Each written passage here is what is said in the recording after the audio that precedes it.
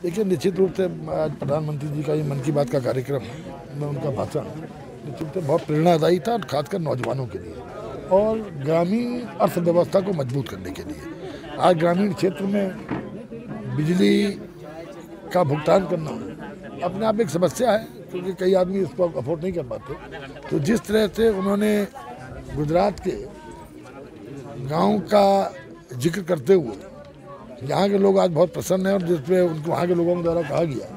कि हम बिजली के बिल से हमें मुक्ति मिल गई, और साथ साथ हम अपने ट्यूबवेल्स वगैरह चलाने में भी इसी बिजली का उपयोग करने के साथ साथ इस जो बचत होती है बिजली की, उसको ग्रिड के माध्यम से सरकार को बेचने का काम कर रहे हैं। तो निश्चित रूप से जैसे क्यारकुली गाँव है,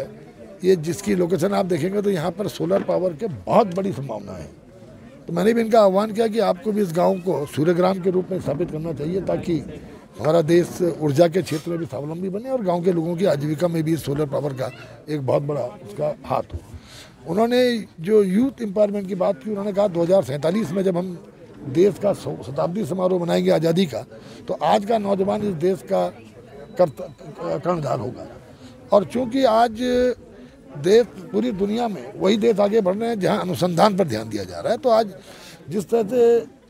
R&D के लेकर उन्होंने बात की, रिसर्च एंड डेवलपमेंट, तो रिसर्च को खासकर अनुसंधान में जो IITians का जो बच्चों का जो उसमें बहुत बड़ा जो इनोवेशन वो देश को दे रहे हैं,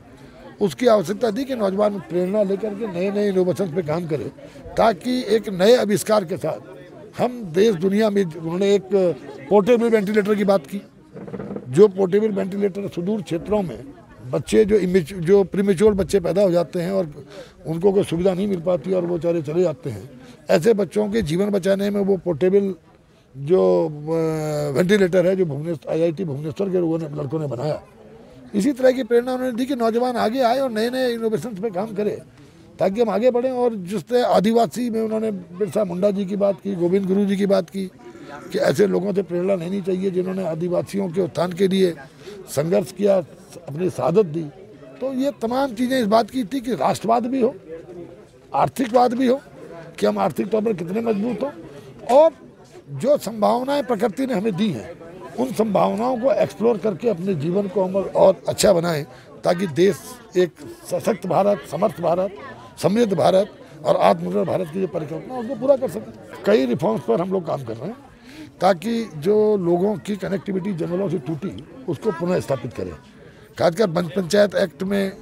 संशोधन करके वन पंचायत को हम व्यवहारिक, उस एक्ट को व्यवहारिकता के साथ जोड़ रहे हैं, ताकि लोगों की आजीविका से भी वन पंचायतें जुड़े, और लोगों की आर्थिकी पे जब वन पंचायत का प्रभाव रहेगा तो निश्चित रूप से लोगों को जंगल को जिस तरह पहले इस डिपार्टमेंटल मैकेनिज्म से पहले हमारे पर्यावरणविद जो जंगल की लड़ाई लड़ते हैं उनके आने से पहले स्वयं गाँव के लोगों ने जंगल को बचाने का काम किया, वो भावना उनके अंदर फिर पैदा हुआ और वो जंगलों के प्रति एक समर्पण की भावना। साथ ही साथ जो एक हम बहुत बड़ा बदलाव ये भी कर रहे हैं, जो आपका ट्री प्रोटेक्शन एक्ट है, उस पर भी हम लोग संशोधन करने जा रहे हैं, कि ताकि अपने नाप लैंड में लगे हुए खेतों को काटने की अनुमति स्वयं किसान को हो, उसको वन विभाग के चक्कर न लगाने पड़े।